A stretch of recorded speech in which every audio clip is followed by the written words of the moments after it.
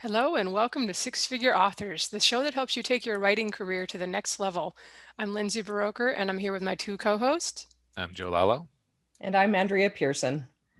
And today we're going to be talking about whether it's realistic to hope to earn a passive income as an author, how much we all work. I think we're all over 10 years into our author career to maintain or hopefully improve our income each year, and the kinds of things you can do to keep earning income from works that you've already published and completed. And just a little heads up before we get into the show, we have all booked ourselves kind of busy summers now that I think most of us are vaccinated and looking into getting out in the world. So we're going to take a little break from the show. I think Andrea's in the middle of moving and Joe and I are taking trips, and I've got family coming up for the summer. So with 4 dogs in the house, it'll be just easier not to record. So we're going to take a little hiatus this summer and plan to return towards the end of August. And we may, we're going to try to get together in July, I think, at least once, to do like a Q&A show, a live stream on YouTube. So check into the Facebook group, Six Figure Authors, now and then, and we'll let you know like a week in advance when we're planning that. And you can pop in and ask questions when we do that if you are interested. In the meantime, before we jump into the main topic, do you guys have any news that you would like to share? I do. So the Bygone Dagger, which is Greater Land Saga Book One, the first book of my new epic fantasy slash gas lamp fantasy series, is now available for pre-order. I deliberated because of the timing of the second book release when I should put it up, and I decided sooner better than later. So it's going to be releasing the day after the second Prime Day. Prime Day is 2 days. The 21st and the 22nd. On the 23rd, mine comes out. Partially because the expectation that Amazon ads will be cheaper after Prime Day, and partially because I didn't know when Prime Day was when I set the date. So that's when it's going to be releasing. I'll be releasing it 99 cents, and I'm going to be doing it Amazon exclusive. And I'm going to try something different with this because the timing is weird. The second book is at the editor right now. I don't have the cover yet, but so relatively quickly after the first book releases, the second book is going to be ready, but not quickly enough for it to be a rapid release, and book 3 is not going to be until the end of the year. So I think what I'm going to do is do the standard newsletter, social media, maybe do some Amazon ads for book 1, but I'm going to sort of hold back and do my major release once book 2 is available for pre-order or when book 2 releases, because I just feel like having people being able to funnel through the lower price first one and then go straight into the second one is going to be a lot more appealing for a new series. So sort of a hybrid rapid release where only the first 2 books are rapid. I don't know. It's going to be an experiment. But I also feel like, if once book 1's been out for a while, I'll have the reviews out. It won't be a new release anymore. It'll give me more options for some of the more traditional promo stuff. So as it stands right now, that's how I'm going to be handling book 1 and book 2 of this series. And for some reason, I'm a lot more frazzled about this book release than usual, possibly because my last new series didn't really work out so well at the end of last year. So hoping this one works out well. But if it doesn't, this entire episode's about how you keep the older books selling. So I'll just have to keep doing that. And for me, I finished the second book in my new series, completely finished that, sent it off to my editor, and I started writing book 3. Things are going slowly, but I'm really happy with the pace. And I don't know, things are really crazy right now, but I have been finding a way to get writing in. And so I wanted to be at like the book of month phase, but I'm not. I'm at probably 3 books a year, and it's actually working really, really well for me right now. Interesting news about Prime Day. I think you say is June 23rd, or that's your release is the 23rd. I think it's the 21st and the 22nd are Prime Day this year. All right, I'm going to try to skip those too. Because I have the second book in my epic fantasy series. Right now, I think I've got it down June 30th or something, the last day of the month, but I have it about ready. So I was thinking of bumping it up a week or so because I didn't have anything in May. As I've talked about in previous shows, since I'm doing these long epic fantasies, they take a little longer to get together than some of my stuff like from last year. I did work really hard to get 3 written and off to my beta readers because, like I said, I have family coming to visit and I want to actually take time off this summer and like spend time with people I haven't seen for more than a year. So I did give myself, I can't just not work for the summer. That's not in the DNA.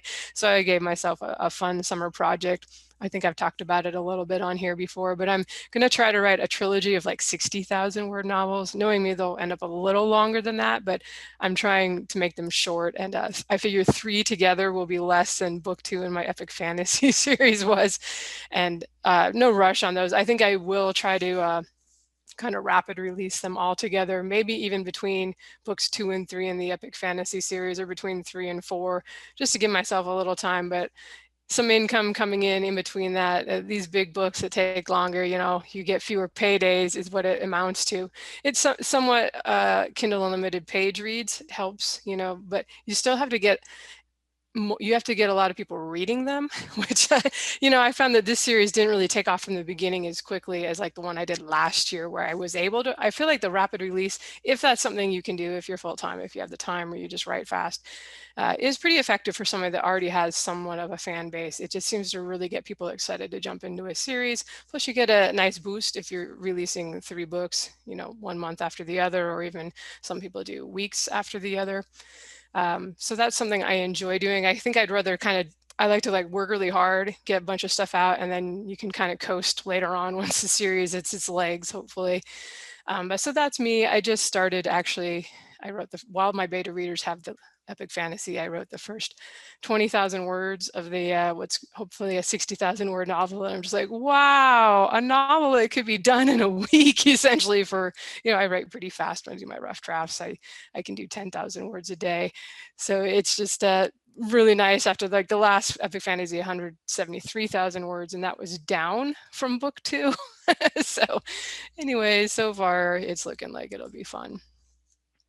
All right, I guess that is it for our news. So we can get into our main topic here. Just we're going to talk about passive income, maybe dispel a few myths that people have about authors, but also give you some hope, in the second half that yes, you can still make money on things you wrote 10 years ago, or whatever it ends up being 30 years ago. Especially as an indie author, you don't have to worry about things ever going out of print.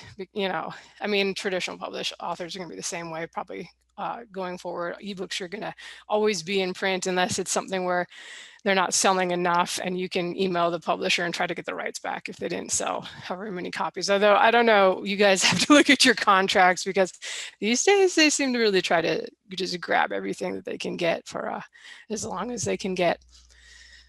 So anyway, definition we'll be working with for passive income, stolen from the expert resource of Wikipedia.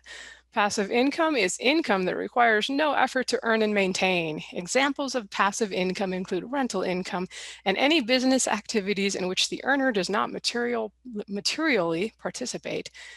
Farther down, they also mention royalty income, which is what I think most people think of with authors, basically that you're going to write a book or create a body of work once and get paid indefinitely for it. Very occasionally that happens if something takes off in a big way. But despite the kind of the definitions, there are really very few types of truly passive income. If you're an author, you have to write the books first and basically build up a big name for yourself if you have any expectation of things selling to some extent in perpetuity. If you have rental properties, you have to find tenants and do maintenance. Even if you hire a property manager, that's definitely not 100% passive. I don't know, but that I would actually put rental income under passive income at all. The only things I would say that are truly passive income are basically getting an interest from a bank account or a bond, or dividend income from stocks, or being an investor in a business that someone else runs. But with all that, except like your interest income, you're going to need to pay attention to the business and make sure it's not going to hell. And most of this stuff right now is not paying very much. Like if you buy an index fund in the S&P 500 right now, which is just about every financial advisor, what they recommend, and it's kind of the only truly mindless thing out there as far as an investment, it's only about a 1.3% yield with dividend stuff right now. So like if you put in $1 million into an S&P 500 ETF or whatever, you're only earning like $13,000 a year on $1 million invested. So I guess I've been talking for 5 minutes, so I'll stop and see if you guys have any comments on these definitions of passive income.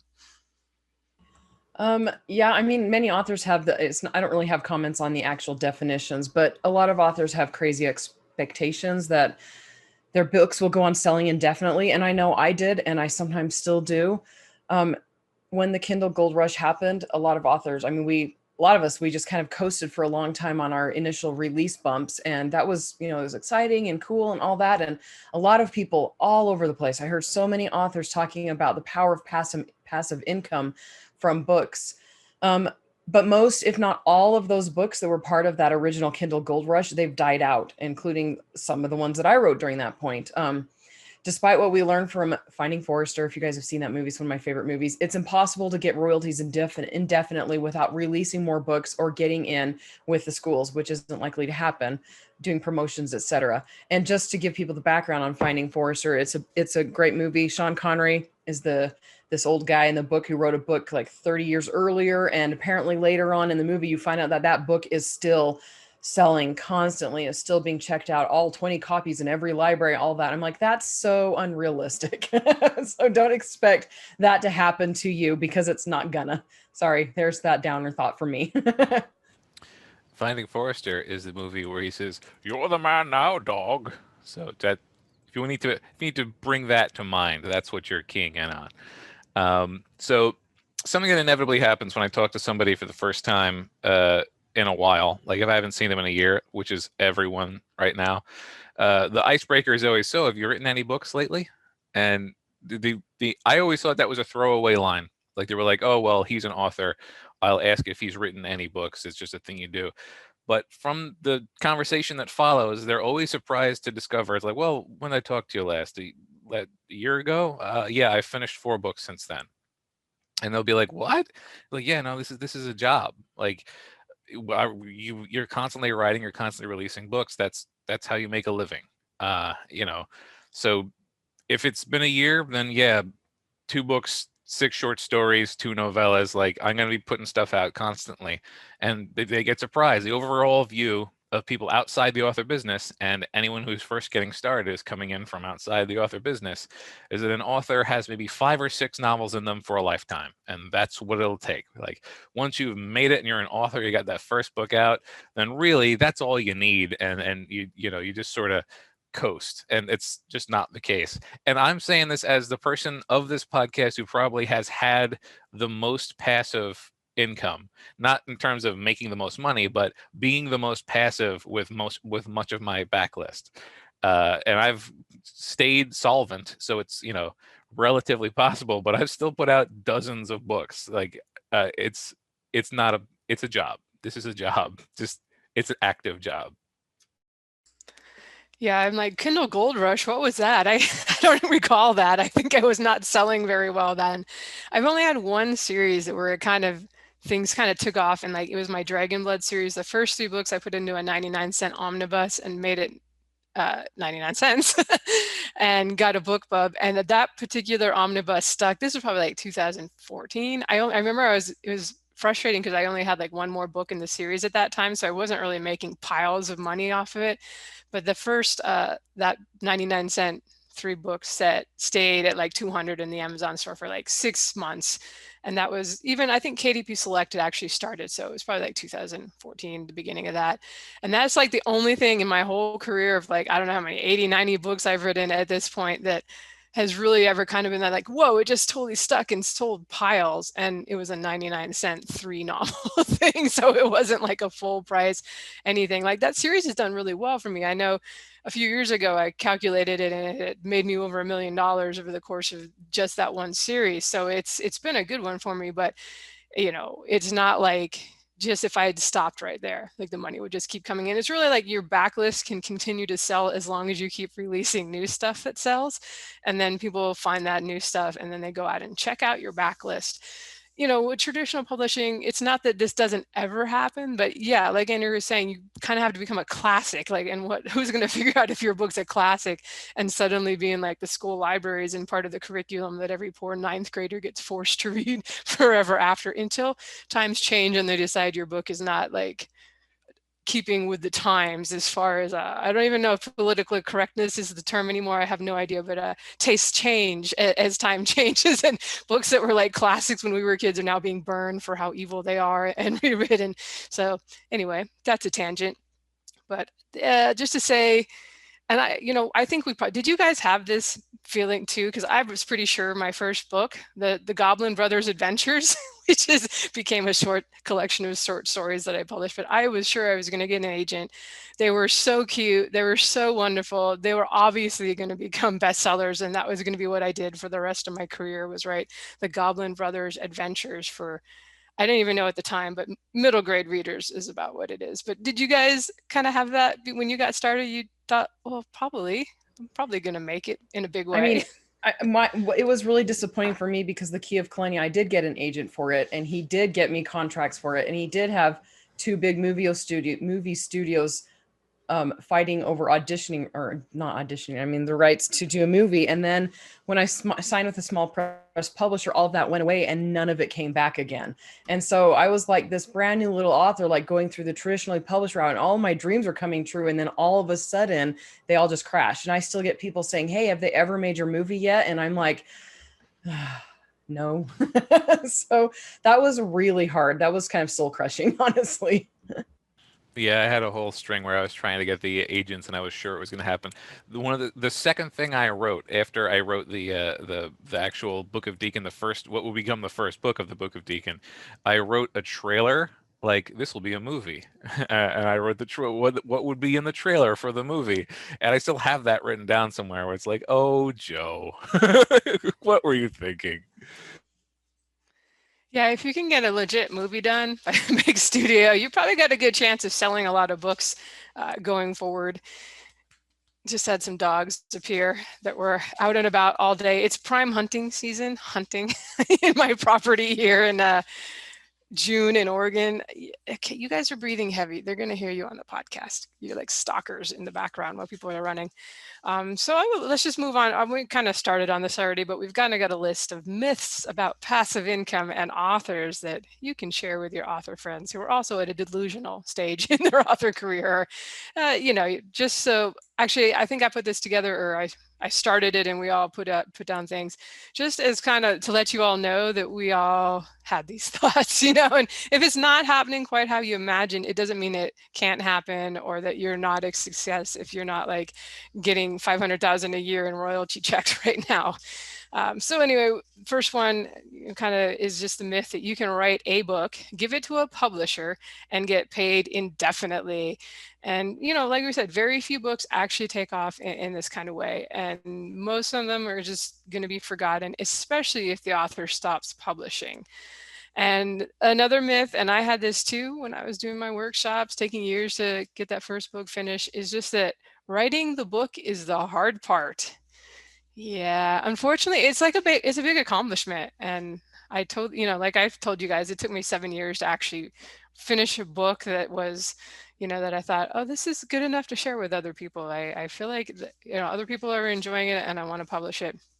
But it's not the hard part. It's really only the beginning of the journey as far as then either selling it, either getting a publisher or learning how to market and self-publish it yourself. And I wanted to say, just to comment on what you just said, the whole writing a book is the hard part. Like when I first finished The Key of Kelowna, I had a friend who was an editor, and we worked together, and he was like, oh, the easy part's done now. And I wanted to kill him. I was like, do you have any idea how hard it is to write a book? And if I'd believed him, I think it would have, again, crushed my soul for a little while. Editing is really hard. Writing the book is the easy part. Editing is harder. And then that's not it. So, I mean, new authors, that's really discouraging. Like writing is the easiest part, honestly, because it's the part that is creative and it's fun. And then you got to revise it. Then you got to market it and get it into readers' hands. And a lot of people, they don't have the ability to stick to it after they find out that it's not going to sell really, really fast. Anyway, sorry, that was not planned to comment on Lindsay's, but I like that point. Okay, so my first point is my first myth is if a book is good enough, it'll jump high in the charts and stay there. And that is kind of related to what Lindsay was saying. But that's something that I still hear all the time. If a book is good enough, it'll jump high in the charts and stay there. My books I've had several books jump really high in the charts, but none of them have stayed up high. And I've made a very decent income from my books over the years. And I'm like, I publish odd stuff. I mean, I'm trying to be a little bit more in tune. I mean, I'm writing romance now. Romance, you can't really mess it up. I mean, you can, but anyway, but like my stuff, I found readers. I figured out how to find my readers, and I was able to get a very good income out of my books that weren't staying high in the charts. And so anyway, so that's a myth right there. And then the next myth is if you write a nonfiction book, it'll sell automatically and get you speaking gigs. And I'm sorry, but that's not true. You actually have to have a platform. You have to have a lot of things set into place. And I mean, that used to be the case back in the old days. You'd write a nonfiction book and then you'd approach publishers, you get speaking gigs, you make a lot of money based on one book. That's not the way it happens anymore. Even with nonfiction, I was going to say, but nonfiction is where I'm talking about. Anyway, sorry. Yeah, one of the other myths that I had a real problem with early on was that long tail is a flat plateau. Like you'll often talk about like, well, don't forget you've got the long tail, and long tail is where you're going to make most of your money, and that is true. But the long tail of a book, which is to say the earnings you make off of it after the initial big sales spike, it's still a downward trajectory. It's not a line, it's a tail. It's tapering downward. And if you don't do anything to that long tail, then it will eventually hit zero. And like so, you can't depend upon even the diminished but fairly steady sales of your best-selling book. If you can live on your long tail right now, that long tail is going to keep going down unless you keep making new releases to keep it relevant and doing promotions on stuff. So just remember that long tail earnings are not a recipe. You shouldn't use that as an excuse to neglect all of the things that are author business. And another one is that add-on effects are automatic. The number of people who I've spoken to who assume that publishing a book is the first step to a snowball rolling down a hill that gets you to TV shows and games and movies. So many people think that like, well, your book has been published and therefore all these things are now an option to you, and it's just whether or not you choose to do them. You should make a movie is a phrase that I'll get. Oh, like, oh yeah, I should get right on that. I don't know why I haven't done that yet. It all takes work, and it's none of it is I can't even say that it's a foregone conclusion. It remains just as difficult to get any of the additional like major hits off of a book as it was to get that book successful. So yeah, you're hoping that these things will happen, but getting your book published is just the beginning, and every single other step is the same effort over again. Yeah, I've definitely had a lot of readers that are like, well, you should probably go to Netflix and have them make this into a series or a movie. I'm like, yeah, that's how it works. I'll just go to them. I'll just show up at their studio and I'm sure they'll see my brilliance and start working on that right away. Good point about the long tail thing too. Like I found probably, I think that another ties into another myth that I didn't actually have on my list, that people kind of think that your income is just going to always keep going like up and to the right, like a stock chart, looking at a stock chart over 100 years or something of the, we were talking about the S&P 500 earlier. But I found like probably for the first 5 years or so that was true. I kept, getting more readers each year, and the income probably the first 5 years kept going up. And then I had like a really big jump that year, actually, that the Dragonblood thing was sticking up there in the rankings. I had a big jump that year, and then it's stayed above that since then, but it's definitely been like the last 4 years. It's kind of been a reflection of how many titles I put out in that year, more than like accumulation of backlist titles. And I can't say if everybody has that experience, but it seems like it's always about half of my income comes from the books published in the last 12 months, and half of it comes from the backlist. Even though the backlist is growing over time, things just kind of fall off. Even, I'll cycle through, run a promotion on the book one. I haven't been as lucky about getting BookBubs lately, but I'll still run stuff, free Booksy, things to try to keep those older series selling. And they do, and nothing's dropped off completely. And I'll go look and everything's, selling X number of copies a month. And sometimes I will get a BookBub or something, although that doesn't have nearly as much of a boost for me as it used to on those older backlist titles. Could just be that they've seen them before. I've also heard people suggest there's, a lot of the sponsorship sites are maybe not as effective as they used to be. So that's one thing too, that if you're not seeing like your income go up every year, even though you're releasing new books, that's not like, we hope for that, but I don't think that's very atypical. I don't know if you guys want to chime in on that. If you've kind of, I would imagine most authors, after you kind of reach a certain point, it becomes more of a up and down line. And like I said, it's probably somewhat reliant on new releases.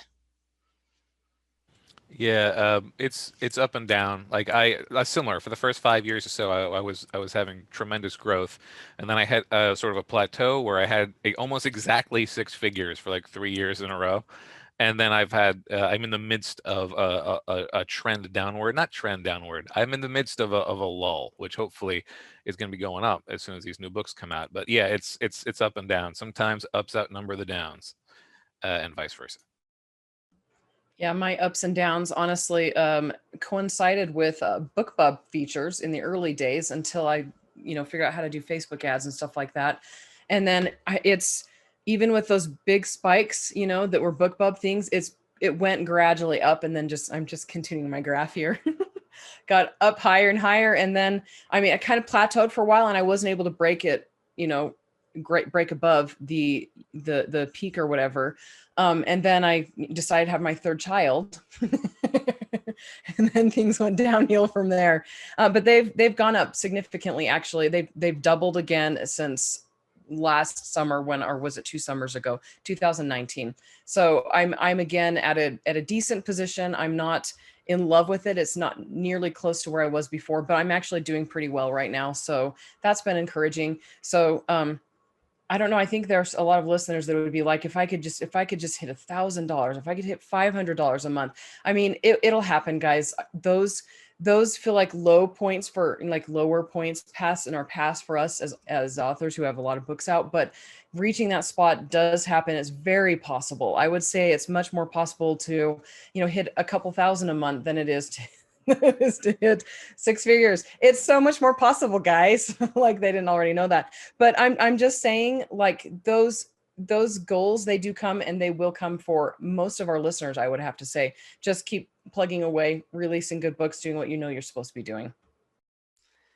Right. And we're going to be a little more upbeat here in the next part, because it's actually, it's totally worth publishing a lot, building up a really good backlist, having multiple series eventually under your belt, because you can do things like, even though I'm like, I don't make as much from those series now that I published 8 years ago, they still make money. And, and I can still, like, if something happened, I know, like, I could stop, writing if I had to, or maybe I just lost my muse or something for a year, although I'm more likely to lose the marketing muse than the writing muse. But, and I've seen people that they take a year off for whatever health reasons, and maybe they just do a little bit of marketing of the old stuff, and they are able to keep some degree of income coming in. So it's not like they totally go to zero necessarily, if you like, especially if you were at a pretty high level. And I've certainly also seen people that have had series that like really sold a lot that first year. Like they kept getting picked up for the Kindle, the Prime reading, and there's just the whole series was like in the top 20 for their subgenre for like months and months. Things where that does happen, those tend to keep selling longer.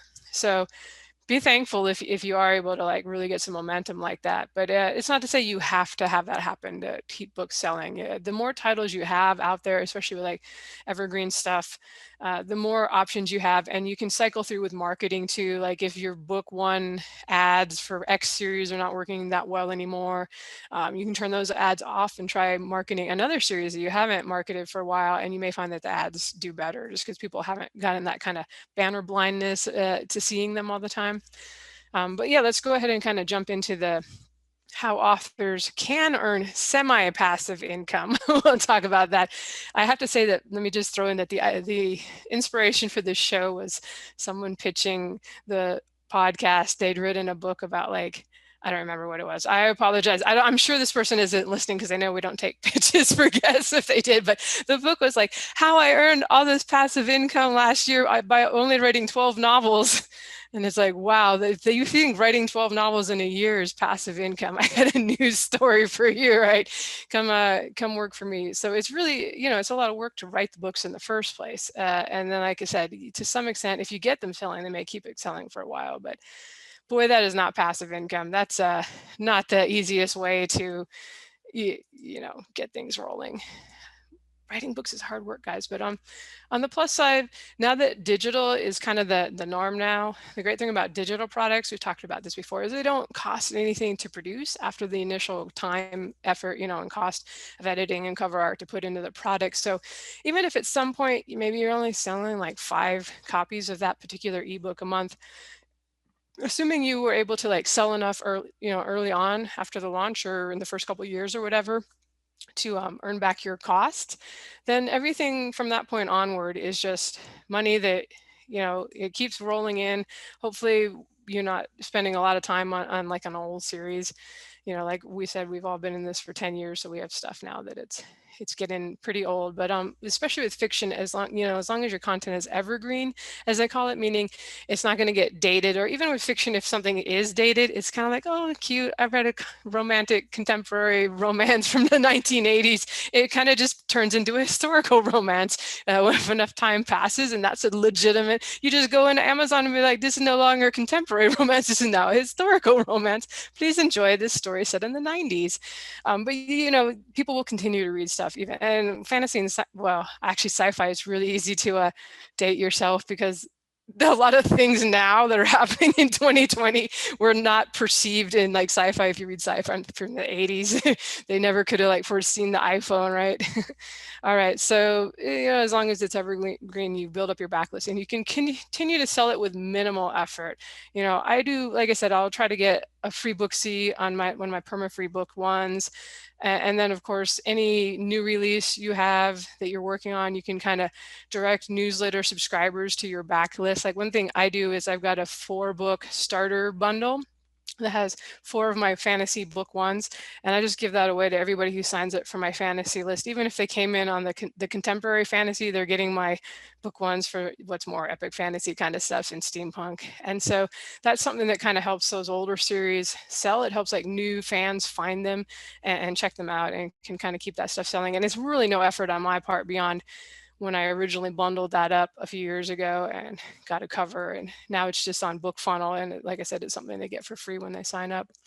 And of course, others have talked about this a lot, that if you become somewhat good selling, well selling, popular, whatever you want to call it, if you reach some degree of success, you can probably license rights that you're not using, that will also kind of bring in income on old products. I think I mentioned I've got like both a French and German translations in the work now with publishers over there for like one was the Dragonblood series, again, an old series for me. And then the other was a contemporary, the urban fantasy I did last year.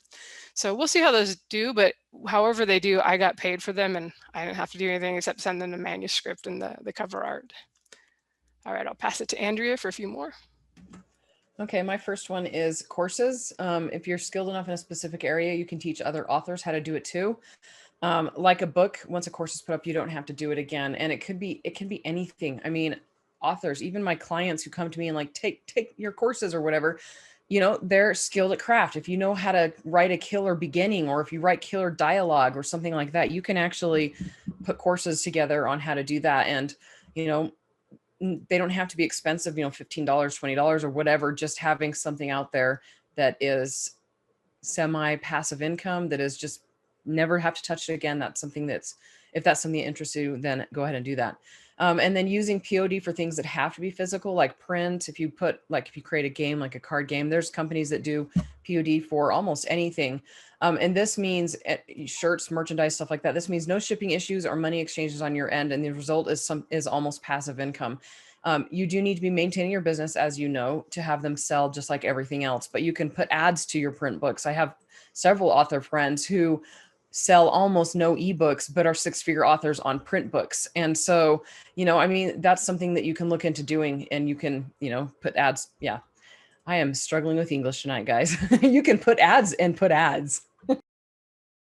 Well, I was going to add too, that made me remember, I know Joanna Penn's talked about several times that she's done like large print editions of a lot of her books.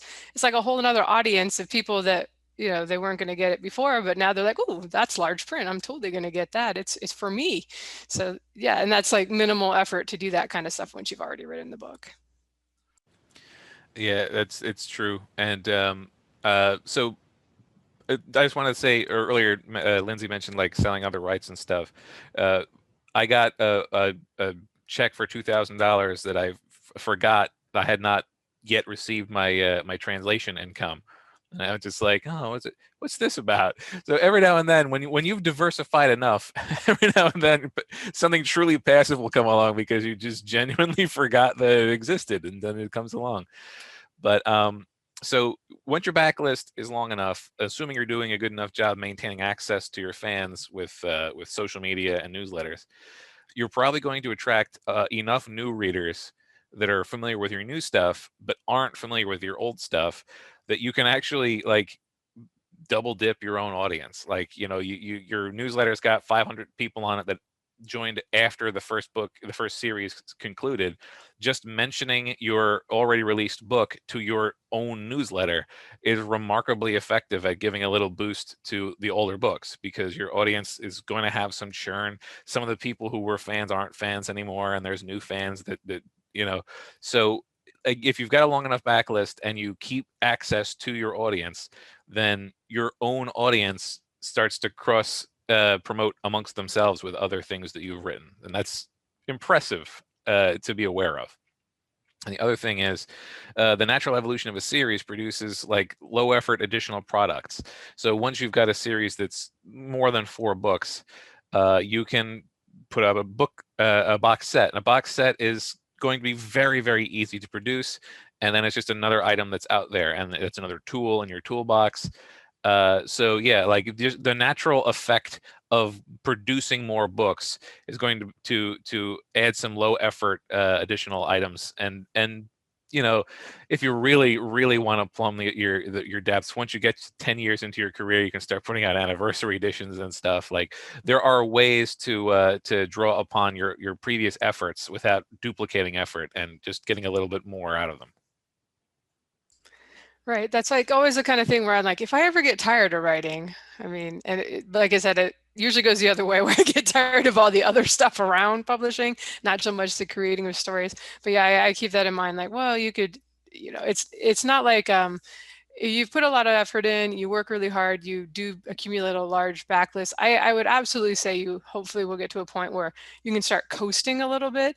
And I don't mean like phoning it in and writing dumbass stories, but like maybe instead of writing 6 books a year, you're going to write 2 books a year going forward, and you've built up a fan base so that at that point you can achieve that. And you may even get like higher sales on the releasing fewer books if you're putting more effort into them. So it's not like I feel like, I don't know, I'm tentatively planning for retirement in a few years, just meaning getting to the point where I don't really need to do this anymore. I don't think that I would ever quit, but so that's something you can work towards. It's kind of like starting, I'll talk about this a little more later, but starting a business, eventually you get to the point where you're going to sell it to someone else, or you've made enough from your investments on the side that you don't necessarily need to grind as much day in and day out. Hopefully we get to that. With anything artistic, it's not like it's really a guarantee. So you kind of have to probably keep working on the craft stuff, like especially if you're not really where you want to be yet, you're not seeing the sales you were hoping to see, and accumulating the fans you were hoping to accumulate. You may need to still work on that stuff, although we should all honestly continue to try to improve our craft and keep working on that stuff. All right, this last little bit though, we'll just talk about kind of the challenges just to be aware of to keep things selling. And I honestly, 10 years ago, like I said, I never had the real gold rush thing. I never like had a big hit out of the gates. I didn't know enough, hadn't written enough to like take advantage of the fact that there was less competition back then. Like I saw it happen to other people, like, wow, they sold 250,000 copies of their 99-cent book. I am not selling that many of my fantasy book. But so it's just something to be aware of, that things change and we have to kind of continue to adapt and be realistic. Challenges right now there's more competition in the book space every year, ebook space, and with other media being so popular and so cheap, streaming stuff right now, it's kind of a bit of a question mark, like how much overall the reading market is going to grow for like fiction ebooks. So we need to be adaptable. Who knows, maybe we'll all be writing stories that will be programmed into virtual reality one day instead of being turned into books that you hold in your hand or read on an e-reader. We'll see. And then just that something to be aware of that newer authors tend not to be aware of as much if it's their kind of their first series or their second series and it just took off last year, is that it may not keep selling as well after a while. We kind of been talking about that today, but you'll probably find that eventually subsequent promo, like first time you run a 99-cent sale on your book one, it'll probably be pretty good if it's always been $3.99 or whatever. Second time that 99-cent sale, you might do all the same things, but it's not quite as effective because the readers on the sponsorship sites have already seen it. Ad costs have gone up, so you're not able to like get as many clicks and sales. So you may have to do a free promo. And then a year later, you may find that to get the same results, you have to do a promo of the books 1 through 3 box set. So you tend to find that just things stop working as well after a while for older series. So you may actually have to kind of let them live follow for a while and then work on something else. This is where it's nice when you eventually will have multiple series, that if one's just not selling as well as it used to, maybe you can focus on another one for a while and get that selling. But yeah, not everything continues to work as well as it did. And hopefully new opportunities will keep coming along. I think that'll be true. We have a lot of, there's always stuff happening, new things, new people finding new ways to sell books. So it's good to keep following, your favorite marketing podcasts and just figure out what people are doing and having some success with in the current year, whatever it is when you happen to listen to this show. All right, I'll pass it to Andrea. Lindsay's like, follow your favorite marketing podcast. Oh, and we're going on hiatus. You're going to have to find another favorite marketing podcast, but we'll be back. We just need a little summer break this year. Okay, so my first point here is that life disruptions can upset a good system. So you find the perfect release and promo schedule and a family member passes away or you get ill. These things are almost impossible to plan for and can really upset the cart. But you can't plan for them necessarily, but if you have things in place that they can actually help you work through these things, like an assistant that can help, or an automation sequence, you can add an email to that says, hey, I'm on hiatus, I won't be answering my emails for a little bit, things like that. Just life disruptions do upset things a little bit, but people are a lot more forgiving, I think, than we give them credit for. So even if you do have something fall apart, you can always get back in and get going, even if it takes a year or so to catch things up again. And then my next point applies really, really highly to me and to other people who are project people like me. I am a project person. I like to tackle something that I've never done before and then master it and then move on and never do it again. And that's why writing books works really well for me, because I write a book, I master it, and then I don't go back to that same plot and characters ever again. I mean, I do with, series or whatever, but I'm not rewriting that same thing over and over again. So your interest wanes. Things that require a bit of work and that do well are really exciting at first, but then they become old and tedious. A lot of us, regardless of how wonderful something is doing, struggle to continue doing it if we dislike it. And this is why getting an assistant is wonderful. Or just, if you can't afford an assistant, just look at it and be like, how much is this benefiting me? Or is there a software out there or a company out there that can do it for a small monthly fee? So, and now it's Joe's turn.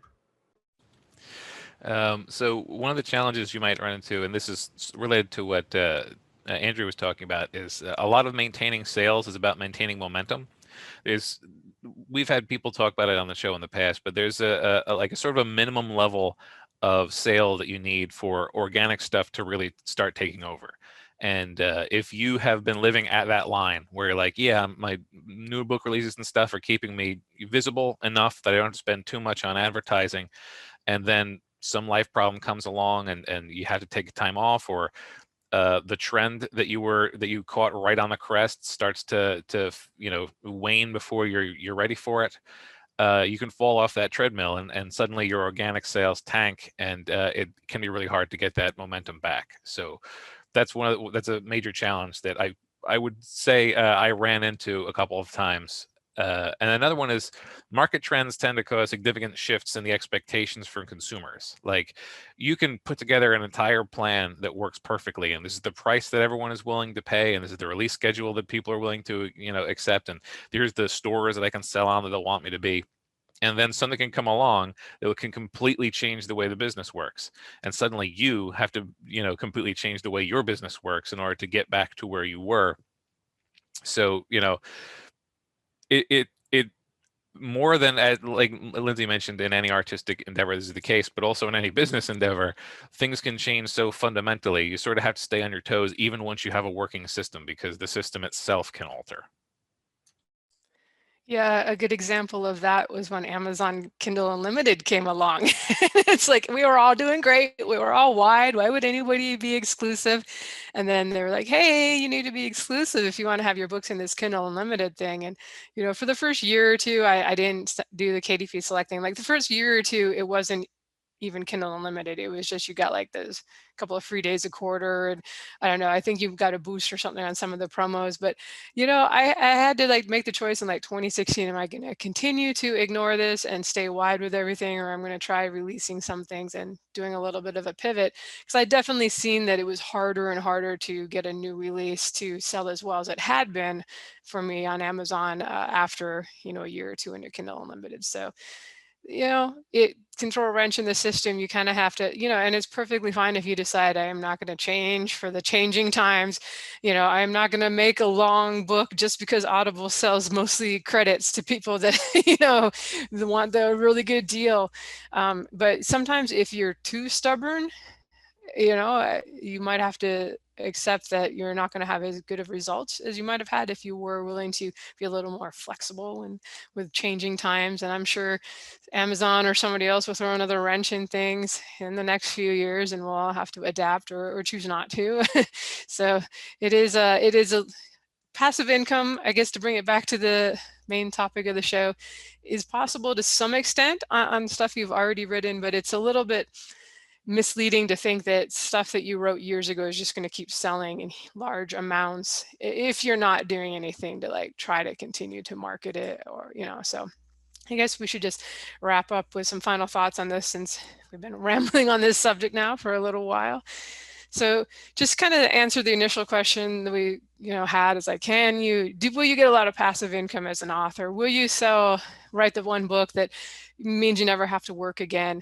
So, I'm not going to say it's not going to happen. There have certainly been people who have had, like, they get the movie deal, they have that tremendous success, and then they just make enough right away that they can just invest it and don't have to work again. But super rare. I think you're going to be setting yourself up for disappointment if you're trying to hope for that. So I think it's better just to think of your author career as a business rather than some kind of set it and forget it fantasy where you're just going to stop working and keep getting money indefinitely. Since you're not trading hours for dollars, you do have the opportunity to make a lot more than someone who's getting paid by the hour. But on the flip side, you can make a lot less than that person too. Your first book could flop. It might not make back what the money you spent on editing and the time you put into it, for sure. Like other businesses, there are no guarantees. You're not entitled to an income just because you put your time into this. And I think a lot of authors feel that way. They come out, they're like, I spent this 5 years to write this book. I should be entitled to at least minimum wage or whatever they feel they deserve. But it doesn't really work like that. You gotta, it's like a business. You build it and there it comes. No, you gotta build it and then advertise the heck out of it, market it, make something really good that people want, and then the snowball starts getting rolling. But if you do get to that point and you start having some really good months, that's an opportunity to put the extra money away into investments that genuinely can bring in passive income and that will grow over time. Most retirement plans are based on the idea of you having a certain X amount in investments by the time you want to retire and then drawing down the principal by 4% a year or whatever it is. And if you get enough invested, you can do that and then some. If you are able to put away extra money beyond what you would have maybe before when you were a salaried employee and not necessarily killing it with your salary, so that you can retire early. That is an achievable goal to hope for, and maybe also leave behind generational wealth. People always have that goal, although I don't know, kids that get generational wealth handed to them always end up being complete jerks. So I don't know. I think you should probably donate it. That's just my opinion. You do whatever you want with what you earn. But we did talk about too, the S&P 500 investing that $1 million and only getting 1.3% in dividend income right now. But you'll always hear the stats that it also increases in value over time. And historically, like the S&P 500 index has increased in value about 8% a year. So at 8%, your initial investment doubles every 9 years. So if you work hard, sock enough away, and are willing to wait, that's always the hard part, waiting for money to compound. It is completely, totally a thing and viable to maybe, I don't know how old you are when you're listening to this. If you're already retired, you may not be trying to make millions from your author income this year. But, if you're younger, like I wasn't that smart about investing in my 20s. So I'm always envious of those people who are like really on the ball and getting in early, because they have the longest time for investment income to keep compounding and really grow into something big. But when you're doing a business, you can certainly work hard, find success, and make it happen. I just would not believe, get over the fact that it's going to be passive income.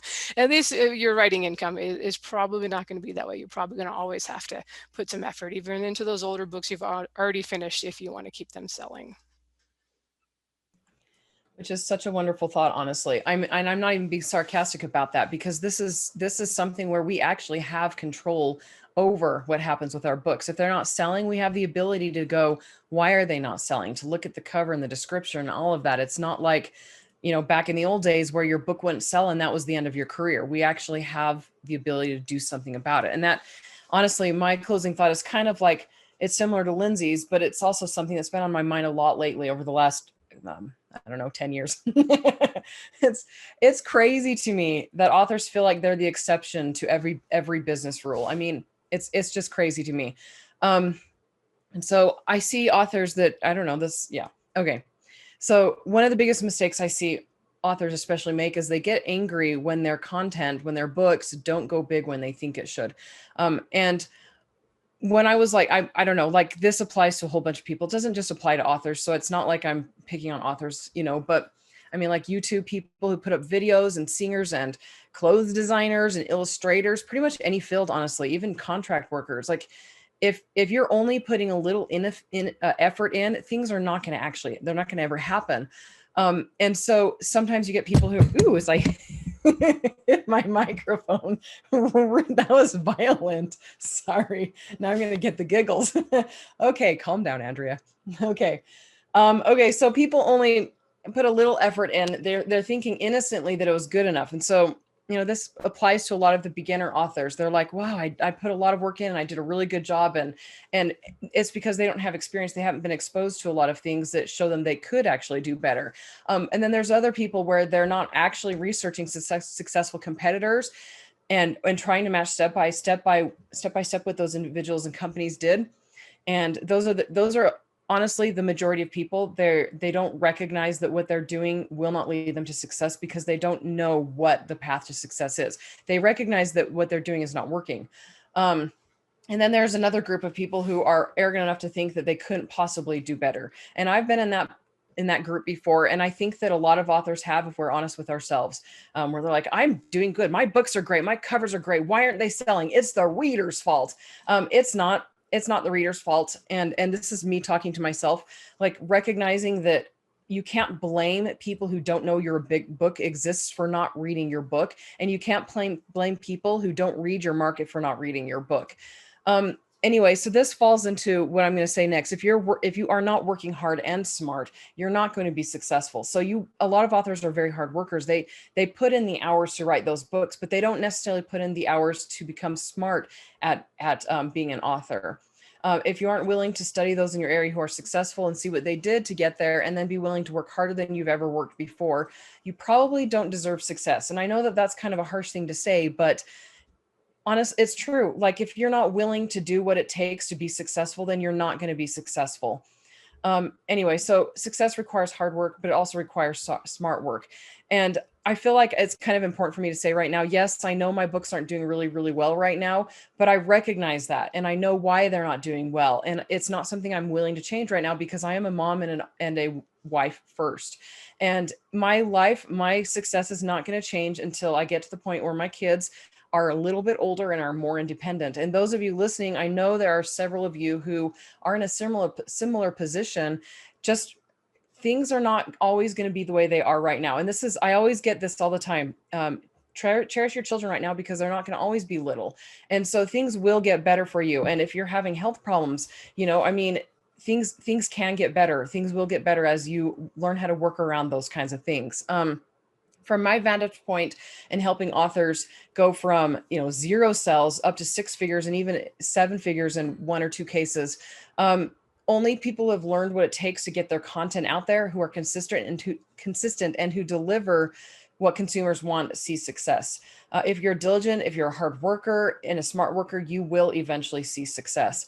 Anyway, but I've had a bunch of people, actually, it's kind of crazy, like 10, 15 listeners reach out to me over the last couple of weeks wanting to know if I'm taking on new clients. I'm not really taking on new clients right now. What I've been doing, and I just kind of want to make sure that the right information is out there, because I think something somewhere, somebody's spreading gossip about me, guys. Not gossip, obviously, but I just It's want to make sure me. I told them about what you did last weekend, so sorry about that. Lindsay, rude. Anyway, I just want to make sure that the correct information is out there. I am not taking on new clients. I possibly would, but right now, with us moving and everything, I can take on new clients, but not until we've settled. But I am open to a 1 hour $50 Skype call where I look at your books beforehand and I analyze covers and descriptions and things like that, just to see what might be holding you back. And then during that 1 hour like Skype call or whatever, I go over what I discover and then help you figure out what your goals should be moving forward. Anyway, and then also, because summer's right around the corner, by the time this podcast, I think this episode's going live like just a couple days um, before summer hits officially, I decided to do another 50% off discount code for my courses, my marketing courses. I've got, ones on automation sequences and advanced newsletter marketing, things like that. Go to selfpublishedstrongcourses.com and use coupon code summer21 to get 50% off of my courses. And that will be good for the next few months. And yeah, so that's pretty much it for me. Happy summer and happy writing, everybody. And as for me, we've touched on this a bit, but something that's confusing about the author income, and it tends to be the case for a lot of what can be considered just content creation, like YouTube and anything else like that, is that there's no one-to-one relationship between work and return. It's like I talk about it lots of times, comparing it to digging a hole. If it's your job to dig a trench and you know that you can dig about a foot an hour, then 8 hours you'll have 8 feet of trench, and you know how much how long it'll take to finish the trench that you're trying to dig, and you know how much money you'll earn for digging that trench. And unless the weather or health get in the way, that can be relied upon. That is a set thing that exists. When you're writing, you can't rely on any of that. I could spend a week writing a story and add 20,000 words to that story, and I won't be even appreciably closer to the end of the plot. I'll have made the book longer without actually getting closer to the end. I can shovel 8 hours of A/B testing and asset creation into an ad and then start funneling hundreds of dollars a day into it and not get a single sale or click through, even though an identical ad to that worked the previous month. Like these are things that can and have happened.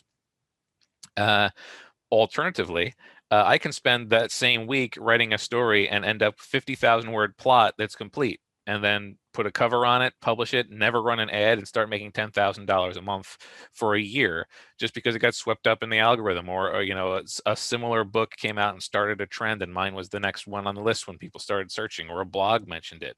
So it can be frustrating and confusing, especially if you're the kind of person who got lucky in the beginning and had one of those algorithmic events happen and then can't replicate it because you didn't realize you weren't in control. So it's just a confounding career. So people can be you can understand why people would have misconceptions about it.